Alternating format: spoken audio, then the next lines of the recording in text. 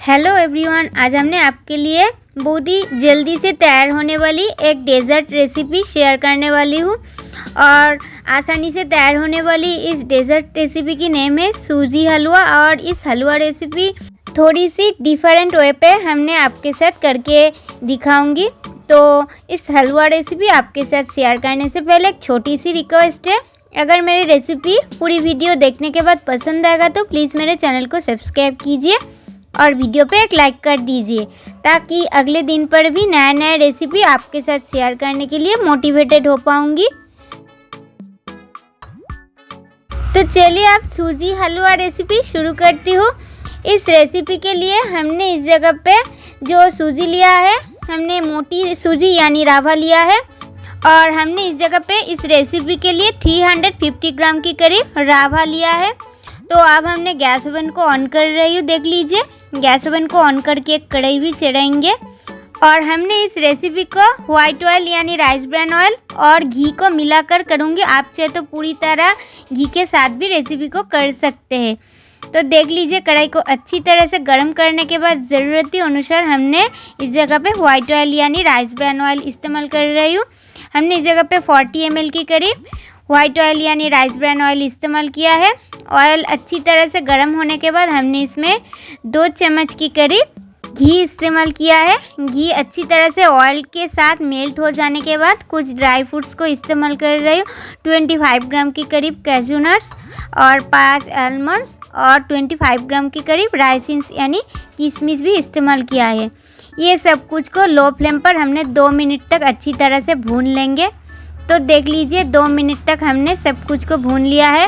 अब हमने सब कुछ को ऑयल को छान कर कढ़ाई से एक एक करके निकल रही हूँ।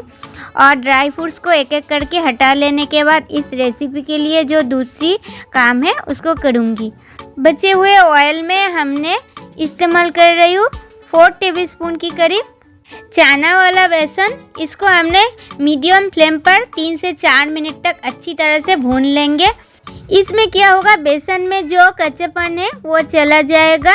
आप चाहे तो बेसन को स्किप करके भी रेसिपी को कर सकते हैं, मगर बेसन देने में रेसिपी बहुत ही बढ़िया बनती है। 3 से 4 मिनट तक हमने बेसन को मीडियम फ्लेम पर भून लिया है। फिर हमने उस रावा को कढ़ाई में डाल दिया है। रावा को हमने मीडियम टू हाई फ्लेम पर 4 से 5 मिनट तक अच्छी तरह से भून लिया है।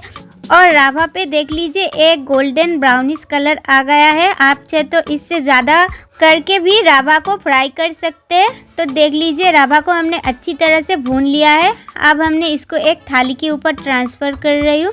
रावा को हमने कढ़ाई से एक थाली के ऊपर डाल देने के बाद इस रेसिपी के लिए जो फाइनल प्रोसेस है उसको कर रही हूँ। तो कढ़ाई में हमने 500 ml की करीब दूध इस्तेमाल कर रही हूँ। हमने दूध के साथ रेसिपी को करूँगी। उसके साथ साथ हमने इसमें 750 ml की करीब पानी भी इस्तेमाल किया है। और दूध और पानी थोड़ा सा गर्म होने के बाद हमने इसमें 50 ग्राम की करीब मिल्क पाउडर भी इस्तेमाल कर रही हूँ। और मिल्क पाउडर को दूध को थोड़ा गर्म करके इस्तेमाल करना होगा, नहीं तो मिल्क पाउडर अच्छी तरह से दूध के साथ मिक्स नहीं होगा, गुठली बन जाएगा। तो देख लीजिए, हमने मिल्क पाउडर को दूध और पानी के साथ अच्छी तरह से मिक्स किया है। अब हमने दूध को अच्छी तरह से उबल कर लेंगे। दूध को अच्छी तरह से उबल कर लेने के बाद हमने इसमें मीठा के लिए चीनी इस्तेमाल कर रही हूँ। हमने इस जगह पे 150 ग्राम की करीब चीनी इस्तेमाल किया है।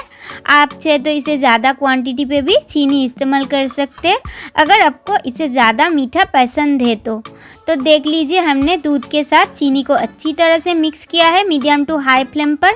फिर हमने उस भुने हुए रावा को कढ़ाई में डाल रही हूँ। देख लीजिए, इसको डाल देने के बाद हमने गैस की फ्लेम को लो टू मीडियम पे कर देंगे। ज़्यादा तक हाई फ्लेम पर इसको पका लेने की ज़रूरत ही नहीं है।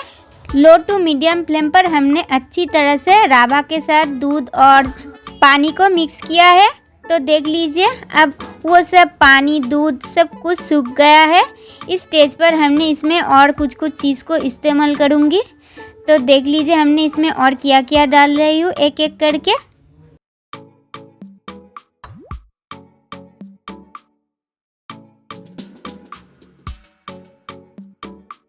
हमने इसमें उस भुने हुए ड्राई फ्रूट्स को दे रही हूँ।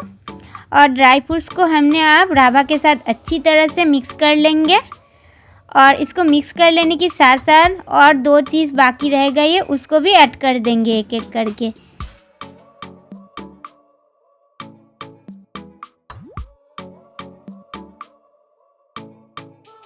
हमने इसमें हाफ टेबल स्पून के करीब इलायची पाउडर को इस्तेमाल कर रही हूँ।